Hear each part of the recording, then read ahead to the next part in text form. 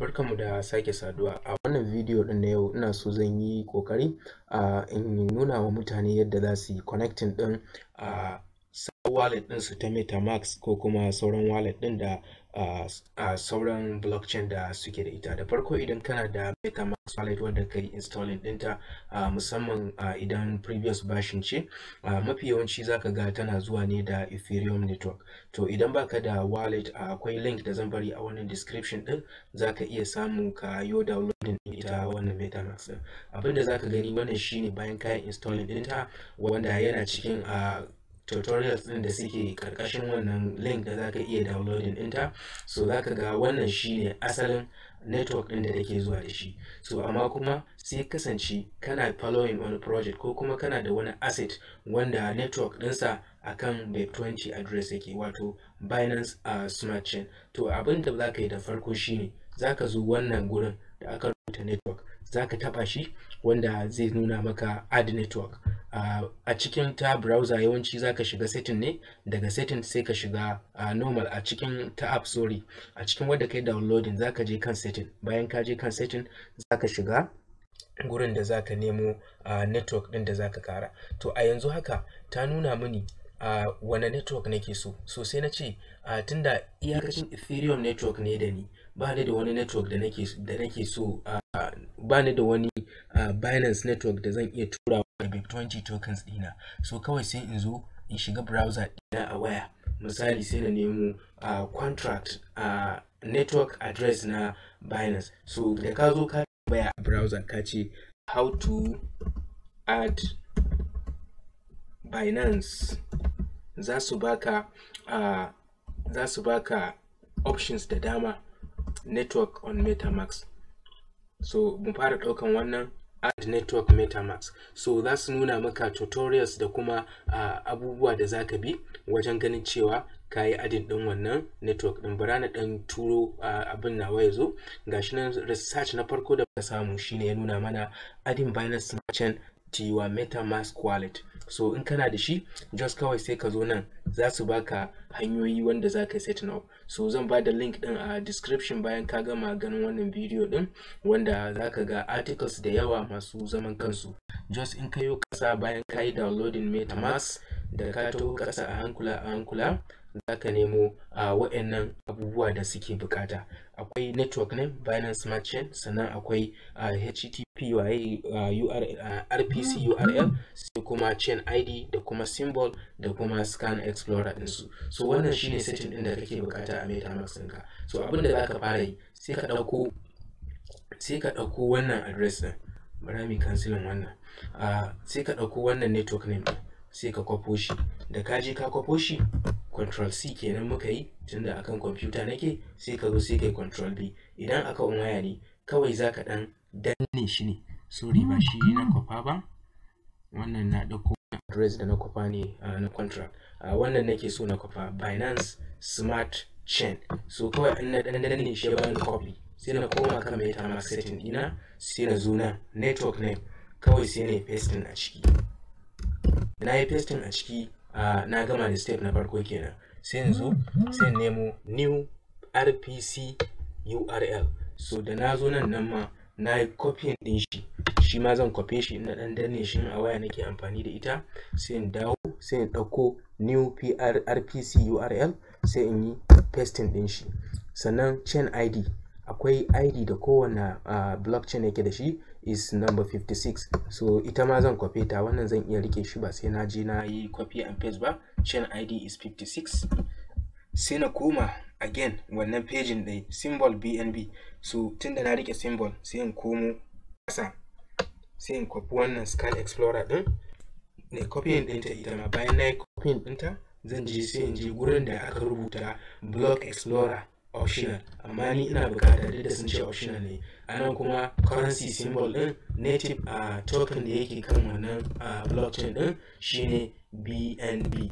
So yanzu gashi nan na riga na yi setting din shi, sai kawai na rubuta save.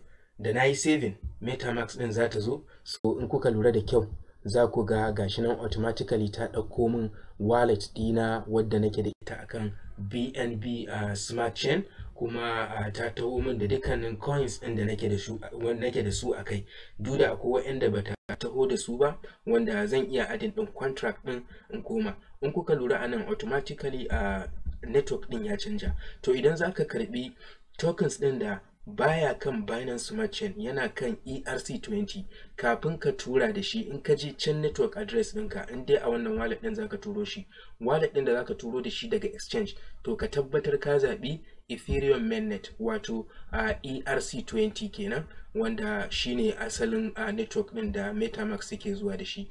Hanyoyin duk kusan iri ɗaya ne da MetaMask da raguwar wallet da zaka iya amfani da su. Just take an example, ina da wata Binance wallet wadda daman ita ta Binance ce, sannan ina da coins 98, akwai ma wata troll link, wannan ita tana buƙatar tutorial mai zaman kanta. So bari ɗauki coin 98 wallet. Yawanci ita wannan wallet ɗin tana da wani characteristics mai zaman kansa. Misali, sun gina ta kamar yadda masu Coinbase wallet suka yi, wadda automatically za ta iya nemo dukkanin information na wannan wallet ɗin da kake da shi. Idan kana bukata kai creating, in kuma kana da ita already za ka yi restoring ɗinta. So yanzu ba creating zan yi ba, restoration zan yi, wanda zan je in ɗauko seed press ɗina in zo in saka mata. To kun ga bayan da na yi clicking akan gurin da zan yi restoring ɗin wallet, in kuka lura za ku ga wannan is an extensible wallet, musamman idan kan Android kai downloading ɗinta, za ka ga wani lokacin neman network ɗinta ma kaɗai yana iya rike maka waya. To amma duk wayannan wallets ɗin da zan iya haɗa ta da su ne, wanda cikin sauƙi zan iya managing ɗin kowanne asset da nake da shi. Zan ba da link ɗin da za ka iya downloading ɗin wannan wallet ɗin insha Allah a ƙarƙashin bayanin wannan bidiyon da zai zo. To na ce ina so in ɗauko BEP20 wallet ɗina ne.